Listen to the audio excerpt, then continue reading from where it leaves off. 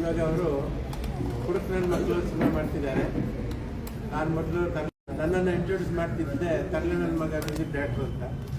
ಹಾಗೆ ನೆಕ್ಸ್ಟ್ ಈ cinema success ಆಗಲಿ, ಅದಾದಮೇಲೆ ಕುಡುಕ್ ನನ್ನ ಮಕ್ಕಳು ಆಸ್ಕರ್ ಕೃಷ್ಣ ಅಂತ ಇಂಟ್ರೊಡ್ಯೂಸ್ ಮಾಡ್ತಾರೆ. ಇವರ ಹೆಸರಲ್ಲಿ ಆಸ್ಕರ್ ಇದೆ. ಆಸ್ಕರ್ಗೆ ಸಮನಾದ ಪ್ರಶಸ್ತಿ ಇವತ್ತು ಯಾವುದು ಅಂತಂದರೆ ನಮ್ಮ ಪ್ರೇಕ್ಷಕರ ಕೈ ಹಿಡಿದ್ರೆ ಆಸ್ಕರ್ ಸಿಕ್ಕಷ್ಟೇ ನಮಗೆ ಭಾಗ್ಯ. ಹಾಗಾಗಿ ನಾನು ಈ ಕುಡುಕ್ ನನ್ನ ಮಕ್ಕಳಿಗೆ ಹಾರೈಸೋದಿಷ್ಟೇ, ಈ ಚಿತ್ರ ಅತ್ಯಂತ ಯಶಸ್ವಿಯಾಗಲಿ. ಜನರ ಬಾಯಲ್ಲಿ ಕುಡುಕ್ ನನ್ನ ಮಕ್ಕಳು ಅಂದರೆ ಸಾಮಾನ್ಯವಾಗಿ ಜೊತೆಗೆ ಪಲ್ಲವಿ ಅಗ್ನಿಹೋತ್ರಿ, ನಮ್ಮ ಅರುಣ್ ಅಗ್ನಿಹೋತ್ರಿ, ಪಲ್ಲವಿ ಅಗ್ನಿಹೋತ್ರಿ ಇವರಿಬ್ಬರು ದಂಪತಿಗಳು. ಇವರು ಕೂಡ ಇವರು ಕಲಾವಿದರ ಕಾಣಿಸ್ಕೊಂತ ಇದ್ದಾರೆ. ಅವರು ನಿರ್ಮಾಪಕರಾಗಿ ಚಿತ್ರಕ್ಕೆ ಪದಾರ್ಪಣೆ ಮಾಡ್ತಾ ಇದ್ದಾರೆ ಕನ್ನಡ ಚಿತ್ರರಂಗಕ್ಕೆ. ಹಾಗಾಗಿ ನಮ್ಮ ಎಸ್ ಬಾಬು ಸರ್ ಇವರು, ನಮ್ಮ ನ್ಯಾಚುರಲ್ ಸಿಂಗರ್ ಬಾಬು ಸರ್ ಅವರು ತುಂಬ ಚೆನ್ನಾಗಿ ಹಾಡಾಡ್ತಾರೆ ಇದೆಲ್ಲ. ಸೊ ಇವರು ತುಮಕೂರು ನಮ್ಮ ಬಾಬು ಸರ್ ಇವರು ಕೂಡ ಚಿತ್ರದ ನಿರ್ಮಾಪಕರಾಗಿ ಎಂಟ್ರಿ ಕೊಡ್ತಾ ಇದ್ದಾರೆ. ಮತ್ತು ಜೊತೆಗೆ ಒಂದು ಪಾತ್ರವನ್ನು ಕೂಡ ಮಾಡ್ತಾ ಇದ್ದಾರೆ.